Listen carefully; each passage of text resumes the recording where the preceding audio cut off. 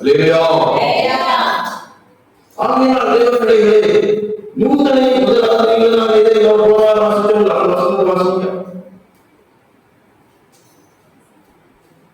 1 பேதுரு 1வது அதிகாரம் 5வது வசனம். கடைசி காலத்திலே வெளிப்பட ஆயத்தமாக்கப்பட்டிருக்கிற ரட்சிப்புக்கு ஏதுவாக விசுவாசத்தை கொண்டு தேவனுடைய பலத்தினாலே காக்கப்பட்டிருக்கிற உங்களுக்கு அந்த சுதந்திரம் பரலோகத்தில் வைக்கப்பட்டிருக்கிறது. எல்லாரும் கரங்களை உயர்த்தி சொல்லுங்க. தேவனுடைய பலத்தினாலே நான் காக்கப்பட்டிருக்கிறேன். தேவனுடைய பலத்தினாலே நான் காக்கப்பட்டிருக்கிறேன்.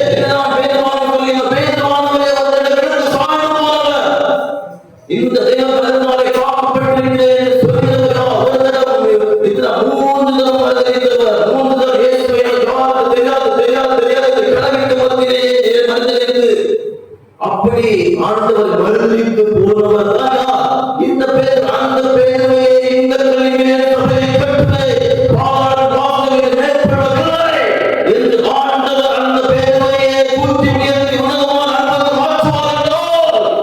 உங்களை என்னை அழைத்த தேவா கர்த்தர் முடிவென்ன உணர்த்துவார். இல்லையா? இந்த விசுவாசம் உங்கள் எப்பொழுது தேவா தேவன் பலத்தினால் காக்கப்பட்டிருக்கிறேன். என்னை காக்கிறவர் யார்? உலகத்தில் மனிதர்கள் உலகத்தில் எதுவும் இல்லை. ஏனென்றால் நான் எவ்வளவு சிருஷ்ட கர்த்தாவுக்கு சகலமாகவும் அவருக்குள் உண்டான அப்பேற்பட்ட பேரிட்ட உன்னதமான தேவன் கர்த்தர் என்னை காத்துக் கொண்டிருக்கிறார் என்ற தெளிவான விசுவாசம் உங்கள் ஒவ்வொருவருக்கும் இருக்க வேண்டும். இல்லையா? இந்த விசுவாசம் இருந்தால் உங்களை யாரும் மீட்க முடியாது. உங்களுக்கு எதிராக என்னதான் யாரும் சாய்க்க போனால் ஆனால் நீங்கள் தூக்கி எடுத்து உங்கள் ஒவ்வொருவரையும் அதற்கு தேவையானவைகளை உங்களுக்கு தேவையானவைகளை தந்து உங்கள் புஷ்டி பசுமையாக இளமை புஷ்டி பசுமையாக இருப்பார்கள். முதிர்வை இருந்தவர்கள் கனி தந்து இளமை புஷ்டி பசுமையாக இருப்பார்கள். நீ முதலில் எத்தனை வயதானால் என்னதான் ஆனாலும் 120 வயதான மோசேக்கு பலன் உடையவர்களை கண் பார்வை மங்கவில்லை, எதுவுமே குறையவில்லை. அவர்களே சரீரத்தில் அப்படிப்பட்ட தேவனாய் கர்த்தர் அவரை பாதுகாக்க முடியும் என்றால் உங்களுக்கும் எனக்கு எந்த நேரத்தில் என்ன தேவை நாம் நினைப்பதற்கும் வேண்டிக் கொள்வதற்கு அதிகமாய் செய்கிறவர். அதிகமாய் செய்கிறவர் எப்படி? அதிகமாய் செய்ய நம்முடைய விசுவாசத்தின் விட்டார். எனக்கு ஆண்டவர் நினைத்ததை செய்வார். நமக்கு விசுவாசம் இருக்கணும். நீங்கள் நினைப்பதற்கும் வேண்டுவதற்கும் அதிகமாக செயல்படுகிற உங்களுடைய வல்லமை உங்களுடைய கிரியை நமக்கு விசுவாசம் இருக்கணும். நிறைய பேருக்கு நம்முடைய இதையே பார்த்துருக்கோம். உங்களையும் என்னையும் தாய் கருவில் பொறுத்து கொண்டவே உங்களை என்ன பேச சொல்லுகிறது. உலகத்தை தோற்றத்துக்கு முன்பதாகவே உங்களையும் என்னையும் தெரிந்து கொண்டவர் அப்பேற்பட்ட ஆண்டவர் நம்முடைய ஆண்டவர். அப்போ அவருடைய நாமம் என்ன? நீதிமான் கர்த்தரை நாம் பலத்ததும் நீதிமான் அதற்கு ஓடி சுகமாக இருப்பார். நீங்கள் நான் சுகமாக வாழ்வதற்காகத்தான் உங்களை என்னை கர்த்தரை கைகொள்ளி ஒரு தீங்கையும் அறியா இருந்தால் உங்களுக்கு எனக்கு ஏன் கஷ்டங்கள் ஏன் போராட்டங்கள். கிறிஸ்தவ வாழ்க்கை என்றால் என்ன? எளிதான வாழ்க்கை என்று நிறைய நினைக்கிறார்கள். எளிதான வாழ்க்கையா சொல்லுங்க. கிறிஸ்தவ வாழ்க்கை என்றால் ஒரு வண்டி ஓட்டிட்டு இருக்கிறோம். இப்ப கார் நீங்க BMW கார் போயிட்டு இருக்கீங்க. BMW கார் ஓட்டிட்டே இருக்கும்போது கொஞ்சம் அசரம் தெரியுமா? அசல் தான் ஒரே அசரம் சொல்லுவாங்க. அப்போ BMW கார் ஓட்டினா எந்த வண்டி ஓட்டினாலும் என்ன செய்யலாம்?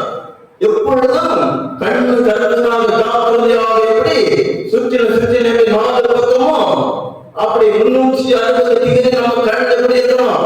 அப்படி சுற்றிக்கிட்டே இருந்தா மட்டும்தான் நம்ம போகக்கூடிய பாதையை சுகமாக போய் சேரும். அதே போல கிறிஸ்தவ வாழ்க்கை நீங்களையும் என்னையும் ஆண்டுக்காக வாழ்க்கை ஆண்டுக்கு வைராக்கியமாக ஓடினால் உங்களுடைய பிள்ளை அப்படி என்று நாம் உங்களையும் என்ன அவருக்காக என்ன செய்கிறோம்? ஒவ்வொருத்தரும் ஆண்டவர் உங்களுக்கு என்னை தெரிந்திருக்கிறார். நீங்கள் நான் அவரை நான் நமக்கு பிரியமாக வாழ்வேன். நம்முடைய வாயின் வார்த்தையை சொல்லிருந்தோமா? உடன்படிக்கை பண்ணிருந்தோமா? வேண்டும். அந்த உடன்படிக்கை உறுதியாக இருக்க முடியும் என்று நிலைநிற்பவனே ரட்சிக்கப்படுவான். ஆகையினால் தேவ பிள்ளைகளே, உங்களுக்கும் எனக்கும் மிகவும் முக்கியமான தேவை, அவர் எனக்கு கேடகமாக இருக்கிறார், அவர் எனக்கு பாதுகாப்பாக இருக்கிறார். இந்த விசுவாசம் எப்பொழுதும் தெளிவாக இருக்க வேண்டும். அந்த பாதுகாப்பு, அந்த ஆசீர்வாதத்தை நீங்கள் நான் நிலைத்திருக்க வேண்டும் என்றால் அவருக்கு பிரியமாக இருந்தால் மட்டும்தான். இப்போ ஒரு மனுஷன், நான் பாவி, என் தாய் என்னை பாவத்தில் கற்பந்தரித்தார் என்று அப்படிதான் எல்லா மனுஷனும் நான் பாவி, என்னை கடலில் சுத்திகரிப்பதுதான் இயேசு கிறிஸ்து ரத்தம் மட்டும்தான் என்னை கடலில் சுத்திகரிக்க முடியும் என்று எந்த மனிதன் இயேசு கிறிஸ்து ரத்தத்தினால் கழுவப்பட்டு சுத்திகரிக்கப்பட்டு அவன் வாழ்கிறான், அவனுக்கு முதலாவது ஆண்டவர் என்ன கொடுக்கிறார் என்றால் ரட்சிப்பின் சந்தோஷம், ரட்சிப்பின் என்ற சந்தோஷத்தை கொடுக்கிறார். அந்த ரட்சிப்பின் என்ற சந்தோஷத்திலே நீங்கள் நாம் எப்பொழுது நிலைத்திருக்க வேண்டும் என்றால் உங்களை சுற்றி நிலைத்திருக்க வேண்டும். ரட்சிப்பின் மதில் சுற்றி இருக்க வேண்டும். ஏனென்றால் என்னை விடுதலாமோ விசுவாசம் வகை தேடி சுற்றி தெரிகிற உங்களுக்கு எனக்கு ரட்சிப்பின் சந்தோஷத்தை ஆண்டவர் தந்திருக்கிறார் என்றால் அந்த ரட்சிப்பின் சந்தோஷத்தை இருப்பதற்காக உலக நன்மை கிளைகள், தீய கிளைகள், துஷ்ட கிளைகள் எல்லாம் செயல்பட்டுக் கொண்டே இருக்கும். அந்த துஷ்ட கிளைகள், அந்த தீய கிளைகள், அந்த அந்நிய ஆவிகளிலிருந்து நீங்கள் நான் பாதுகாக்கப்பட வேண்டும் என்றால் நம்முடைய வாழ்க்கையை ரட்சிப்பின் மதிலானது எப்பொழுதும் இருக்க வேண்டும். அந்த ரட்சிப்பின் மதில் உங்களுக்கு எனக்கு இருக்கிற என்ன செய்யணும்? எடுத்து வாசி. கிறிஸ்தவ வாழ்க்கை என்றால் என்ன? நீங்கள் நான் எப்படி இருக்க வேண்டும்? கிறிஸ்தவ தேவன் எப்படி என்ன சொன்னார் என்பதை பார்ப்போம். மத்தேயு 10வது அதிகாரம் 16வது வசனத்தை படிங்க. ஆடுகளை ஓநாய்களுக்குள்ளே அனுப்புகிறது போல, ஆடுகளை ஓநாய்களுக்குள்ளே அனுப்புகிறது போல, இதோ நான் உங்களை அனுப்புகிறேன். இதோ நான் உங்களை அனுப்புகிறேன். ஆகையால் சர்ப்பங்களைப் போல வினா உள்ளவர்களும், சர்ப்பங்களைப் போல வினா உள்ளவர்களும், புறாக்களைப் போல கபடற்றவர்களுமாய் இருங்கள். புறாக்களைப் போல கபடற்றவர்களுமாய் இருங்கள். இங்கே ஆண்டவராகிய இயேசு கிறிஸ்து 12 அப்போஸ்தலர்களை தெரிந்து கொண்டார். 12 அப்போஸ்தலர்களை தெரிந்து கொண்டு என்ன செய்தார் என்றால் அவரை ஒரு இடத்திற்கு கூட்டிக் கொண்டு வந்து அவர்களுக்கு அதிகாரத்தை கொடுத்தார். எதுக்கு அதிகாரம்? விசுவாசிகளை துறந்துகின்றவரும், குஷ்டரோகிகளை சுகமாக்குவரும், நோய்களை சுகமாக்குவரும், இப்படி அவர் அவருக்கு அதிகாரங்களை கொடுத்தார். அதிகாரங்களை கொடுத்து நீங்கள் இப்படி நீங்க ஒரு கம்பெனி ஆரம்பிக்கிறீர்கள். எப்படி ஒரு என்ன கம்பெனி ஆரம்பிக்கிறது? உங்களுக்கு என்ன கம்பெனி ஆரம்பிக்கிறான்னு போகணும். ஒரு கைகளின் பிரவாசத்தை நீ சாப்பிட்டு வாழ்க்கை நன்மை எங்கோ இருக்கும். அப்போ நீங்கள் நான் அந்த உலகத்தில் வேலை செய்ய வேண்டும். வேலை செய்கிறதுனால் சாப்பிட, வேலை செய்யாதவன் சாப்பிடாதிருக்கிறான். அப்போ அந்த உலகத்தில் நீங்கள் நான் என்ன செய்ய வேண்டும்? ஏதோ ஒரு வேலை செய்தாக வேண்டும். இப்போ எனக்கு ஆண்டவர் வேலையில இருந்தவங்கதான் என்னை கொண்டு வச்சிருந்த அது ஒவ்வொருத்தருக்கும் அழைப்பு. அந்த அழைப்பு எப்படி அதன்படிதான் நடக்கும். ஆனா ஒரு மனிதனாக பிறந்தவன் வேலை செய்தால் சாப்பிட வேண்டும். அப்போ நீங்க ஒரு கம்பெனி பிசினஸ் ஆரம்பிக்கிறீங்க. அந்த பிசினஸை நீங்க மட்டுமே செஞ்ச முடியுமா? அந்த கம்பெனி பிசினஸ் பண்றீங்க. அந்த பிசினஸ் வளர்ப்பதற்காக விளம்பரம் செய்ய வேண்டும், மக்களை அனுப்ப வேண்டும், மக்களை அங்க சேல்ஸ் பண்ண அனுப்ப வேண்டும். அப்போ ஒவ்வொரு ப்ராசஸ் நடக்கக்கூடிய ஆண்டவர் இங்க என்ன பண்ணுகிறார்? மனதில் பரலோகராஜ்யம் சமீபமாக இருக்கிறது. அப்படி தேவனுடைய ராஜ்யத்தை ஸ்தாபிப்பதற்காக இயேசு கிறிஸ்துவானவர் வந்தார். அப்போ தேவனுடைய ராஜ்யத்தை ஸ்தாபிப்பதற்காக, தேவனுடைய ராஜ்யம் உலகமெங்கும் பிரசித்தமாவதற்காக, தேவ ராஜ்யத்துக்கான விசுவாசம் இந்த உலகத்துக்கு அதிபதியானவன் யார்? விசுவாசம். அந்த உலகத்தை அவனுடைய கைகளை மாட்டிட்டு அவன் வந்து அப்படி உலக கையில கிடைத்த பூமாதமாக இருந்து அந்த மாதிரி விசுவாசம் உலக ஜனங்களை வஞ்சித்து, ஜனங்களை ஏமாற்றி, ஜனங்களை அப்படி கஷ்டத்தின் நடுவிலே நடந்த வியாதி, கஷ்டங்கள், போராட்டங்கள் இப்படியே வைத்து மனிதனுக்கு வைக்கிற சந்தோஷங்கள், சமாதானங்களை எடுத்துக் கொண்டு அப்படி அவன் ஒவ்வொரு மனிதர்களை பந்தாடி கொண்டிருக்கிறான். ஆண்டவர் எதற்காக வந்தார்? விசுவாச கிரியைகளை அழிப்பதற்காக வந்தார். விசுவாச கிரியைகள் எங்கே அழிக்கப்படுகிறதோ அங்கே சந்தோஷம் உண்டு, சமாதானம் உண்டு, மகிழ்ச்சி உண்டு, ஆனந்தம் உண்டு, அற்புதம் உண்டு, அதிசயம் உண்டு. இப்படிப்பட்ட செயல்பாடுகள் எல்லாமே உண்டு. இந்த தேவனுடைய ராஜ்யத்துக்குள்ள ஆடு எல்லாரும் எல்லா ஜனங்கள் மாற வேண்டும், தேவனை அறிய வேண்டும் என்பதை ஜனங்கள் எல்லாரும் அறிந்து கொள்ள வேண்டும் என்பதற்காகத்தான் இந்த 12 அப்போஸ்தலர்களை ஆண்டவர் தெரிந்து கொண்டு என்ன செய்கிறார்? அவர்களை தேவன் ராஜ்யம் சமீபமாக இருக்கிற தேவன் ராஜ்யத்திற்கு வாருங்கள் என்று இயேசு கிறிஸ்துவை பிரசங்கிக்கும்படி, தேவனை பற்றி பிரசங்கிக்கும்படி 12 அப்போஸ்தலர்களை ஆண்டவர் அனுப்புகிறார். அனுப்புறதுக்கு முன்னாடி அதிகாரத்தை கொடுத்திருக்கிறார். அதிகாரத்தை கொடுத்து என்ன பண்றாரு? உங்களை ஓநாய்களுக்குள்ளே நான் அனுப்புகிறேன். ஆட்டு கூட்டத்துக்குள்ள ஓநாய் வந்தா என்ன நடக்கும்? ஆடு பயங்கரிச்சு ஓடும், கலாங்கம், திகைக்கும், அப்படி பயந்து ஓடும். ஆனா ஓநாய் கூட்டம் இருக்கிறது. அந்த ஓநாய் கூட்டத்துக்கு ஆடு போகிறது எப்படி இருக்கும்? அந்த மாதிரி தான் உங்களுடைய மேலே ஆண்டவர் அழைத்திருக்கிறார். இல்லையா? எப்பேற்பட்ட ஓநாயாக இருந்தால் அதன் மத்தியிலே நீங்கள் நான் சிங்கத்தை போல் கர்ஜித்துக் கொண்டு போவதற்காகத்தான் பாலசிங்க யூத ராஜசிங்க நமக்குள் அவர் வியாபித்துக் கொண்டிருக்கிறார். இல்லையா? இந்த ஆண்டவரை காத்துக் கொண்டிருக்கிறார். இந்த விசுவாசம் எந்த மனுஷனுக்குள் இருக்கிறதோ அந்த மனுஷனால் மட்டும்தான் இப்படி போக முடியும். ஆண்டவர் உங்க அதிகாரம் நீங்க என்ன பண்ணுங்க? ஓநாய்கள் கூட்டத்திற்குள் நீங்கள் போங்கள். ஓநாய்கள் என்றால் யார்? நீங்களும் நானும் ஆடுகள். உங்களையும் என்னையும் ஆண்டவர் ஆடுகளாக தெரிந்திருக்கிறார். ஓநாய்கள் என்றால் இந்த உலகத்தில் உள்ள மதங்கள், உலகத்தில் உள்ள ராஜ்யங்கள், அரசாங்கங்கள், உன் வீட்டாரே உனக்கு சத்து. இவங்கதான் ஓநாய்கள். இந்த ஓநாய்கள் மத்தியில் நீங்களும் நானும் கம்பீரமாக தேவன் பலத்தினால் தேவனுடைய ராஜ்யத்துக்குள்ளாக இருக்கும்போது அப்பேற்பட்ட ஒரு அனுபவத்திற்குள்ளாக வாழ்வதற்காக ஆண்டவர் சொல்கிறார், சர்ப்பத்தை போல் வினா உள்ளவர்களாக இருங்கள், புறாக்களை போல் கபடத்தவர்களாக இருங்கள். சர்ப்பம் என்ன செய்யும்? சர்ப்பத்துக்கு காது கேட்காது.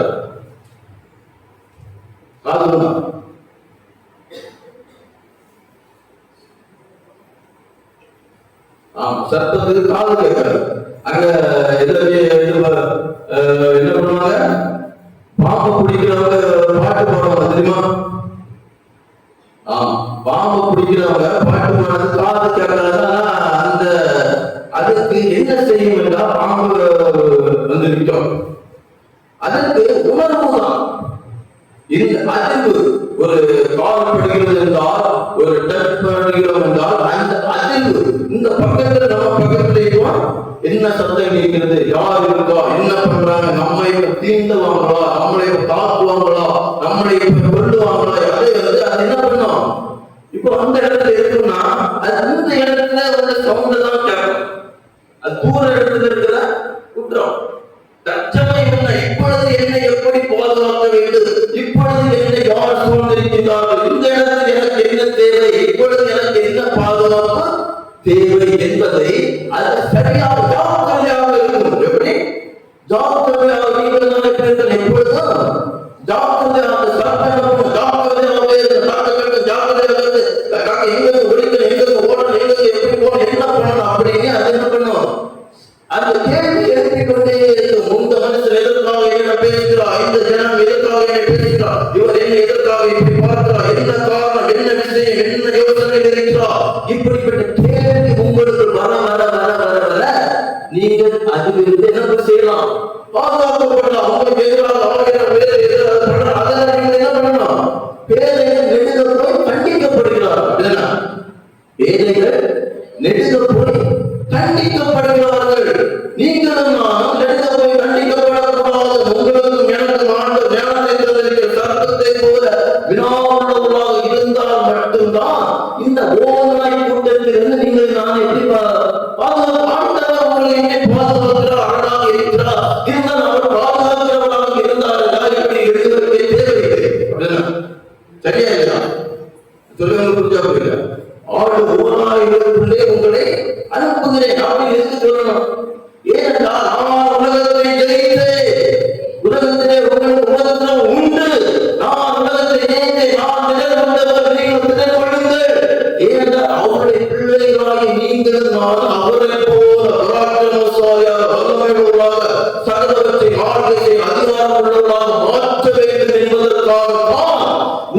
இடத்தில் என்னை ஆண்டவர் செய்கிறார், ஓநாய்களுக்குள்ள அனுப்புகிறார். அப்போ இந்த ஓநாய்களுக்குள்ளே நீங்கள் நான் போக வேண்டும் என்றால் முதலாவது விசுவாசம் வேண்டும். அப்படின்னா ஆண்டு ஓநாய்களை போகுமா? போகவே முடியாது. ஆனால் கிறிஸ்தவ வாழ்க்கையினால் அப்படித்தான். நீங்கள் நான் ஆண்டவர் இரட்சகர், ஆண்டவர் பாதுகாவலர், ஆண்டவர் அரணார் கோட்டை என்று நீங்கள் நான் அந்த வேதத்தை தூக்கி கொண்டு இந்த உலகத்தில் இந்த தேசத்தில் சிற்றித்திருந்து கொண்டிருக்கிறோம் என்றால் உங்களுக்கும் எனக்கும் அநேக ஓநாய் கூட்டங்கள் உண்டு. உங்களை என்னை எப்பொழுது பார்க்கலாம், எப்பொழுது என்னை வீழ்த்தலாம், ஆண்டவர் ஆண்டவர் ஓடிக்கொண்டிருக்கிறார் என்று இப்படித்தான் பலதரப்பட்ட மக்கள் இந்த உலகத்தில் வாழ்ந்து கொண்டிருக்கிறார்கள். அப்பேற்பட்ட ஜனங்கள் மத்தியில் நீங்கள் நான் பாதுகாப்பாக, சந்தோஷமாக, சமாதானமாக, மகிழ்ச்சியாக வாழ வேண்டும் என்றால் உங்களுக்கும் எனக்கு முதலாவது இருக்க வேண்டியது சர்ப்பத்தை போல் வினாவுள்ளவராக இருக்க வேண்டும். இதே போல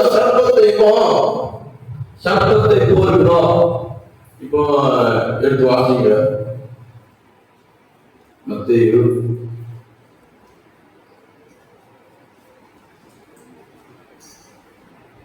22வது அதிகாரம் 15வது வசனம் படிங்க.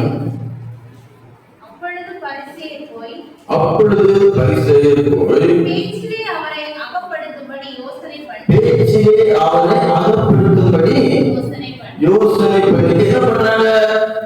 பரிசேயர், சதுசேயர், வேதபாரகர் இப்படிப்பட்ட ஜனங்கள்லாம் என்ன பண்றாங்க? இப்போ நீங்கள் நானும் எதை பார்த்து தியானித்துக் கொண்டிருக்கிறோம்? சர்ப்பத்தை போல் வினாவுள்ளவர்களாக இருக்கிற தியானித்துக் கொண்டிருக்கிறோம். இயேசு கிறிஸ்துவானவர் என்ன பண்றாங்க? இன்னொரு மீண்டும் வாசிங்க. அப்பொழுது பரிசேயர் போய் பேச்சிலே அவரை அகப்படுத்தும்படி ஆமா, இப்போ அவரை அகப்படுத்தணும். எப்படி? இயேசு கிறிஸ்துவானவரை அவரை எதையாவது பேச வைக்கணும். பேச வச்சு அவர் என்ன பண்ணணும்? இக்கட்டான துன்பத்துடன் கட்டுகளுக்கு என்ன பண்ணிடணும்? மாட்டி விட்டு வம்புக்குள்ள மாட்டி விடணும். அப்போ நீங்கள் நான் முதலாவது எப்படி இருக்கணும்? பிற என்ன நோக்கத்தோடு பேசுகிறார்கள், எதற்காக பேசுகிறார்கள்? உங்களுடைய வார்த்தை வச்சு உங்களை என்ன பண்ணிடுவாங்க? மாட்டி வச்சுருவாங்க. அப்படிதான் பார்க்க வராங்க. அவருடைய பேச்சு அவரை அகப்படுத்தும்படி அடுத்தது தங்கள் சீஷரையும் ஏரோதியரையும் அவரிடத்தில் அனுப்பினார்கள். அவர்கள் வந்து போதகரே, நீர் சத்தியம் உள்ளவர் என்றும் தேவனுடைய மார்க்கத்தை சத்தியமாய் போதிக்கிறவர் என்றும் நீர் முகதாட்சண்யம் இல்லாதவர் ஆகையால் எவனை குறித்து உமக்கு கவலை இல்லை என்றும் அறிந்திருக்கிறோம். என்ன பண்றாங்க? அவங்க வந்த நோக்கம் என்ன?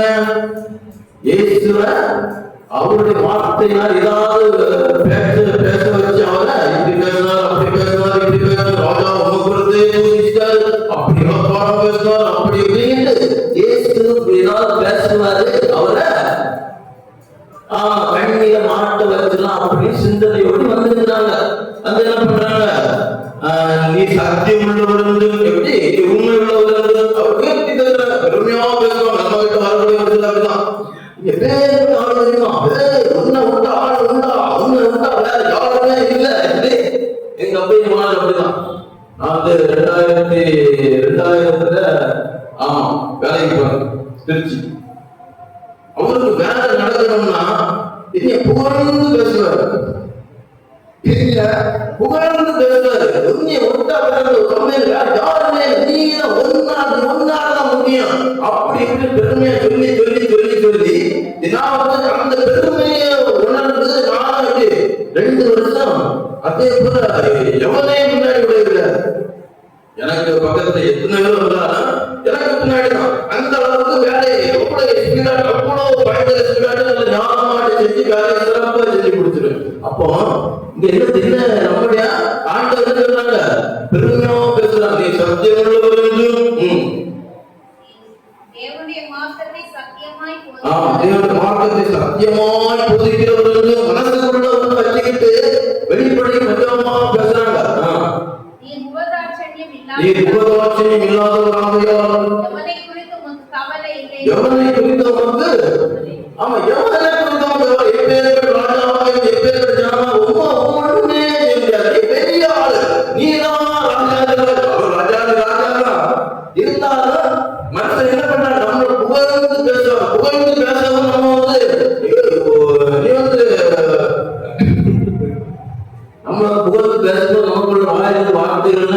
பெரிய ஆள் உண்மையிலே நினைச்சுக்குவோம். நம்ம புகழ்ந்து பேசும்போது நம்ம உண்மையாலேயே பெரிய ஆள் நினைச்சுக்கிட்டு நம்ம இடக்கு முன்னாடி ஏதாவது பேசிக்கலாம். அதை பேசும்போது அந்த வார்த்தை நான் அகப்பட்டுலாம் அழித்து நிறைய சொல்றாங்க. அதனால நீங்கள் நான் என்ன பண்ண வேண்டிய இதுதான் என்னது சர்ப்பத்தை ஆண்டவர் என்ன நோக்கத்தோடு வந்திருக்கிறார்கள் என்பதை அடுத்த வரைக்கும் புரியும். ஆதலால் உமக்கு எப்படி தோன்றுகிறது? ராயனுக்கு வரி கொடுக்கிறது நியாயமோ அல்லவோ? அதை எங்களுக்கு சொல்லும் என்று கேட்டார்கள். இயேசு அவர்கள் துர்க்குணத்தை அறிந்து, மாயக்காரரே, நீங்கள் என்னை ஏன் சோதிக்கிறீர்கள்? அப்போ இயேசு அவர்கள் துர்க்குணத்தை அறிந்து, அவர் நல்ல குணத்தோடு வரல. இதுதான் என்னது சர்ப்பத்தை போல் வினாவுவாக இருக்கிறது. இவர்கள் இயேசு கிறிஸ்துவை ஏதாவது உங்களை மாட்டி விடணும், ஏதாவது கஷ்டத்தை மாட்டி விடணும், எப்படி என்ன பண்றாங்க? அந்த திட்டம் வந்து ஆண்டவர் பண்றாரு. அவருடைய துர்க்குணங்களை ஆண்டவர் அறிந்தார். இப்படிப்பட்ட அறிவுதான் உங்களுக்கும் எனக்கும் தேவை இல்லையா? இப்படிப்பட்ட அறிவுதான் ஒரு ஞானத்தில் குறைவாக இருந்தால் சம்பளமாய் படிக்கிற தேவை கேட்டு பெற்றுக் கொள்ள கர்த்தருக்கு பயன்படுத்தலே ஞானத்தில் ஆரம்பம். உங்களுக்கு எனக்கு ஞானம் வேண்டுமா, அறிவு வேண்டுமா, புத்தி வேண்டுமா? என்ன செய்ய வேண்டும்? கர்த்தருக்கு பயப்பட வேண்டும். மனுஷருக்கு பயப்பட வேண்டும். பயமோ கண்ணியை விளைவிக்கோ. கர்த்தருக்கு பயப்பட பயம் உங்களுக்கு எனக்கு இருந்தா நீங்கள் நான் உலக சகல வாழ்க்கை செய்ய ஞானத்தை புத்தியும் அறிவை ஆண்டவர் தருவார் இல்லையா? தேச கிறிஸ்துவானவரை அவர் துர்க்குணத்தை அறிந்து என்ன செய்கிறார்? ராயன் கொடுத்து நம்ம தேவராஜனே பேசுறீங்க. ஆண்டவர் ராஜன் பலதாக்கிறவர். அவர் அரணாக போட்டு அவர்களை ஆசிரியப்பார், மேன்மைப்படுத்துவார். தேவனுடைய ராஜ்யத்தை கொடுத்தே மேன்மையாக பேசுகிறீர்களே, அப்போ நீங்கள் நான் வரி செலுத்தும் யாரும் வரி செலுத்த வேண்டும். எப்படி அவன் கேள்விகள் அடுத்தபடியும் வரிகாசு எனக்கு காண்பீர்கள். அவர்கள் ஒரு பணத்தை அவரிடத்தில் கொண்டு வந்தார்கள். அப்பொழுது அவர் இந்த சொல்லுவோம் மேலனுக்கு ஞானம். ஆதலால் உமக்கு எப்படி தோன்றுகிறது? ராயனுக்கு வரி கொடுக்கிறது நியாயமோ அல்லவோ? ராயனுக்கு வரி கொடுக்கிறது நியாயமோ அல்லவோ? அதை எங்களுக்கு சொல்லும் என்று கேட்டார். இவருடைய கேள்வி என்ன? இவர் வந்து ஏதாவது சொல்லுவார். அப்போ அந்த உலகத்தில் ராஜ்யத்துக்கு வரி செலுத்தணுமா, வரி செலுத்த கூடாதா என்று அவர்கள் வார்த்தையினால ஏதாவது பேசுவாரு. இவர் மாட்டி விட்டுவாரு. பாம்படி வந்தாங்க. ஒரு காசை கொண்டு வர அந்த காசை பார்க்கும்போது அது ராயப்படம் இருக்கு. அப்ப சொல்றாரு ராயனுக்கும் தேவனுக்குரிய தேவனுக்கும் செலுத்துங்கள் என்று ஆண்டவர் சரியானபடி சொல்லி அவர்களை அனுப்பிவிட்டார். அந்த தேவ பிள்ளைகளே, உங்களையும் என்னை அகப்படுத்த வேண்டும், உங்களையும் என்னை கட்டுகளில் மாற்றிவிட வேண்டும், உங்களுக்கு எனக்கு துன்பத்தை தர வேண்டும் என்று அநேக ஜனங்கள் உலகத்தில் ஓடி சென்று கொண்டிருக்கிறார்கள். உங்களையும் என்னையும் பேச வருவார்கள். நம்முடைய பேச்ச வச்சே நம்ம மாற்றுவோம். அப்படிப்பட்ட அநேகர்கள் நம்ம பேச வைக்கிறோம். நம்ம புகழ்ந்து பேசுவாங்க. மனித புகழ்ச்சி அணையாக பேசுவார்கள். ஏமாந்து கூடாது. நீதான் பெரியாள், நீதான் சகோதரி செய்ய அந்த மாதிரி நம்ம உயர்வா பேசி நம்முடைய வாயின் வார்த்தையை கேட்டு அதை வைத்து என்ன பண்ணுவாங்க? நீ அப்படி பேசினாங்களா, இப்படி பேசினாங்களா? இது வந்து கணவன் மனைவி அப்படின்னாங்க. ஆமா, நம்ம ஆம்பளைக்கு வந்து பட்சபாதம் இல்லாம மனசுல பட்டது அப்படியே பேசிடுவாங்க. ஆம்பளைங்க மனசுல வந்தது அப்படியே பேசிடுவாங்க. மனைவி வந்து அதை கேட்க வச்சுக்கிட்டு எத்தனை வருஷம் ஆனாலும் அந்த வார்த்தை மறக்கிறது கிடையாது, மன்னிக்கிறது கிடையாது. அதை வச்சு காலத்துக்கு அந்த மனுஷனை பாடாது.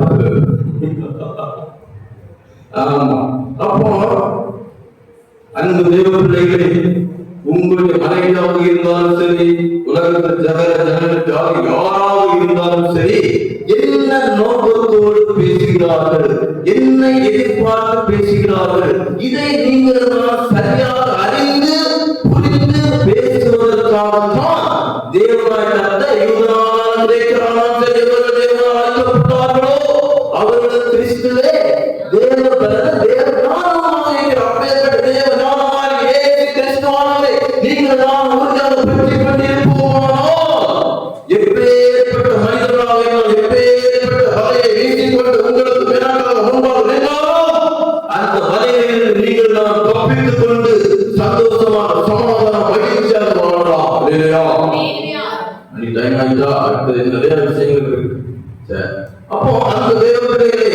எப்படி இருக்க வேண்டும்? சர்ப்பங்களை போல் வினாவுள்ளவர்களாக இருக்க வேண்டும். அடுத்து என்ன நடக்கிறது? அடுத்து என்ன செய்ய? இப்போ உங்களுக்கும் எனக்கும் இந்த உலகத்தில் என்ன செய்வார்கள்? எதிராளிகள் அதிகமாக இருக்கும். எதற்காக? இப்போ யார் எடுத்துக்கலாம்? பவுல் எடுத்துக்கொள்வேன். அடுத்த பாயிண்ட் படிக்க புறாக்களை போல கபடற்றவர்களாக இருங்கள். புறாக்களை போல் கபடற்றவர்கள் என்ன? இப்போ ஒருத்தர் என்னை எக்ஸாம்பிள் சொல்றேன். கபடத்த தன்மைன்னா என்ன அப்படிங்கிறதுக்கு இப்போ கண்ணத்துல மாறி மாறி அடிக்கிறான்.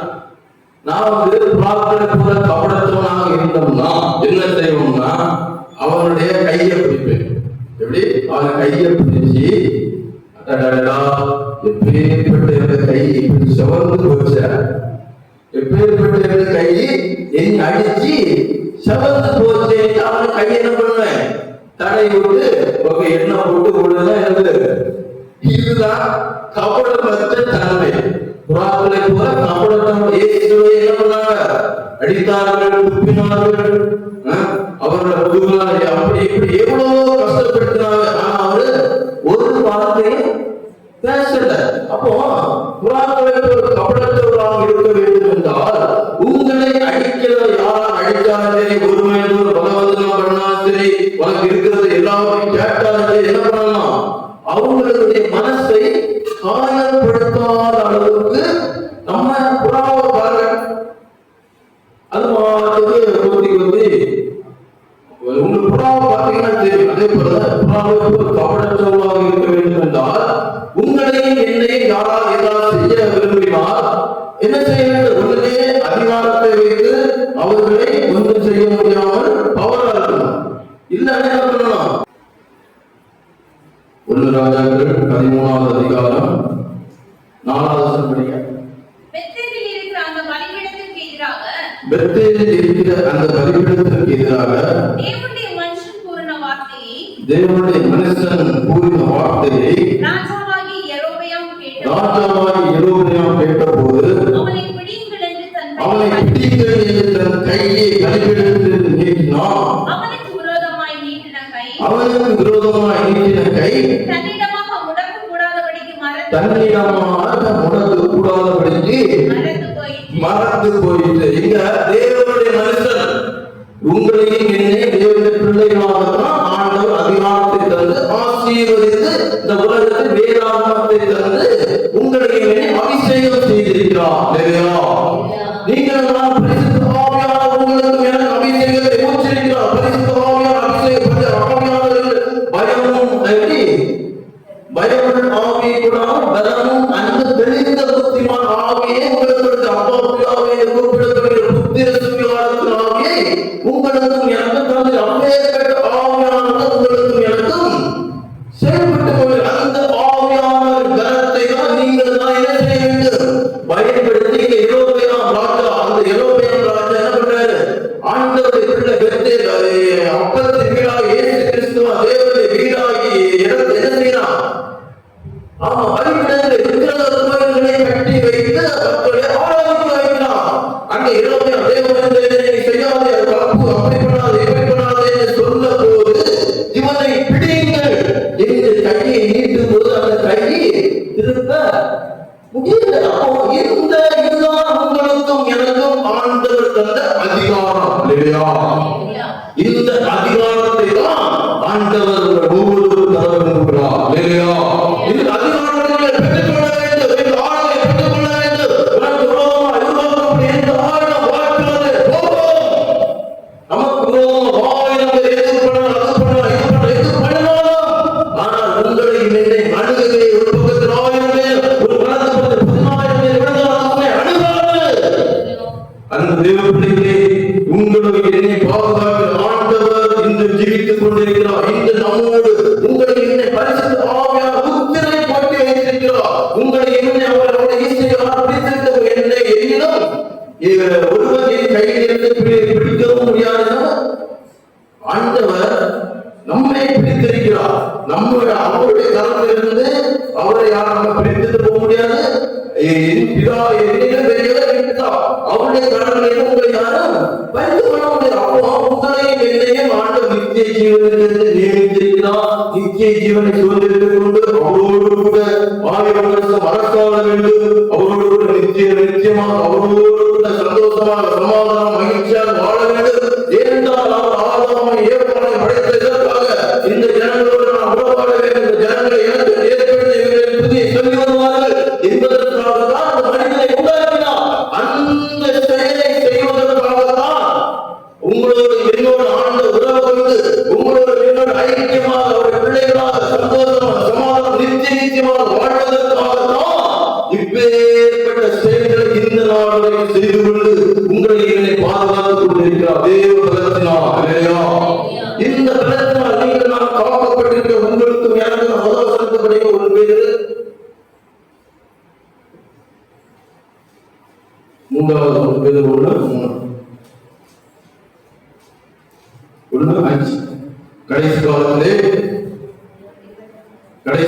வெளிப்பட்ட ஆயத்தமாக்கப்பட்ட எரிச்சலுக்கு ஏதுவாக விசுவாசத்தை கொண்டு காக்கப்பட்டிருக்கிற உங்களுக்கு அந்த சுதந்திரம் பரலோகத்தில் வைக்கப்படும். தேவப்பிள்ளைகளே, உங்களையும் என்னையும் தெய்வமாய் கர்த்தர் காத்துக் கொண்டிருக்கிறார். அவருடைய பலத்தினால் காக்கப்பட்டிருக்கிறேன் என்ற விசுவாசத்தோடு நீங்கள் நான் வாழ வாழ வாழ வாழ வாழ பரலோக ராஜ்யத்தில் உங்களுக்காக எனக்காக நான் ஒரு ஸ்தலத்தை ஆயத்தம் பண்ண போகிறேன். அந்த ஸ்தலத்தில் நீங்கள் நான் உண்மை முத்தமான ஊழியக்காரரே, என்னுடைய இளைப்பாறுதல் பிரவேசி, என்னுடைய சந்தோஷத்துக்கு பிரவேசி என்ற சத்தத்தை நீங்கள் நான் கேட்டு அதனுள் அதை சுதந்திரித்து அதனுள் ஆசீர்வாதமாக வாழ வேண்டும் என்றால் ஆண்டவர் எனக்கு பலத்துவமாக இருக்கிறார். ஆண்டவர் என்னை காத்துக் கொண்டிருக்கிறார். நான் எப்படி வாழ வேண்டும்? சர்ப்பத்தை போல் வாழ வேண்டும், போல் கப்படத்தோடாக வாழ வேண்டும். இப்படிப்பட்ட அனுபவத்தோடு வாழ்ந்தால் மட்டும்தான் அவைகளெல்லாம் நீங்கள் மேற்கொள்வதற்கு ஆண்டவர் சகலவித அதிகாரங்களை தந்த இந்த தேவன் என்னை கொண்டு தேவன் மரண நம்மை நடத்துவார். இதோ உலகத்தின் சதாகாலம் முடிவென்று நான் உங்களோடு கூட இருக்கிறேன் என்று சொன்ன ஆண்டவர் நம்மை முடிவென்று நடத்த வல்லமையுள்ளவராக இருக்கிறார். ஆகையால் அவரை உறுதியாக பற்றிக் கொண்டு அவருடைய நாமத்தை பற்றி விசுவாசம் உள்ளவராக வாழ்ந்து என் நாமத்தின் விசுவாசம் என்ன விசுவாசங்களை துரத்துவார்கள். ஆமா, அவர்கள் இதை குடிச்சாலும் விஷத்தை குடிச்சாலும் செய்யாது. எப்பேற்பட்ட அனுபவங்கள் வந்தால் அவர்களை ஒன்றுமே செய்யாது. ஆக இப்பேற்பட்ட அனுபவத்திற்குள்ளாக வருவதற்காகத்தான் உங்களுக்கும் எனக்கும் ஆண்டவர் வேத புத்தகத்தை எழுதி தந்திருக்கிறார். இந்த வேத புத்தகத்தை நன்றாக படியுங்கள். படிக்க உங்கள் ஞானம் பெருகும், அறிவு பெருகும், புத்தி பெருகும். அப்பேற்பட்ட ஜனங்கள் ஜாதிகளையும் என்ன பண்ண ஈஸியாக மேற்கொள்ளலாம். இப்ப எனக்கு இந்த பைபிள் எந்த ஆண்டு பைபிள் படிக்கிறதுக்காகவே பிரசங்கம் பண்ணதுக்கான வச்சுக்கிறேன். இப்போ உங்களுக்கு எல்லாம் பிரசங்கம் பண்றதுக்காகவே நான் வேதத்தை ஒரு நாளைக்கு ஒரு 8 மணி நேரம் கண்டிப்பா படிச்சுக்கிட்டே இந்த வேத புத்தகம் படிக்க எனக்கு ஒரு மனுஷனுடைய குணாதிசயங்கள் என்ன, ஒரு மனுஷன் என்ன சிந்திக்கிறான், இந்த மனுஷன் எதுக்காக வந்திருக்கான், எல்லாவற்றையுமே சரியாக நிதானித்து அறியக்கூடிய அளவுக்கு என்ன பண்றாரு ஆண்டவர் ஞானம் தந்துட்டே இருக்கிறார். அப்போ நீங்களும் நான் வேத புத்தகத்தை படிக்கத்தான் சத்தியத்தை அறிந்து சத்தியம் உங்களை என்ன செய்யணும், விடுதலையாகும். இது ஒரு பக்கம் இருக்கட்டும், இது ஒரு பக்கம் என்னது ஜெபம். இந்த 2 ஜெபமும் வேத வாசிப்பும் எந்த மனுஷனுக்குள் இருக்கிறதோ அந்த மனுஷனை எவ்வளவு ஈஸியாக மேற்கொள்ளவே முடியும். எல்லாத்தையும் மிக முக்கியமானது என்னது? பரிசுத்தம். பரிசுத்தம் மிக முக்கியம், வேத வாசிப்பு முக்கியம், ஜெபம் மிக முக்கியம்.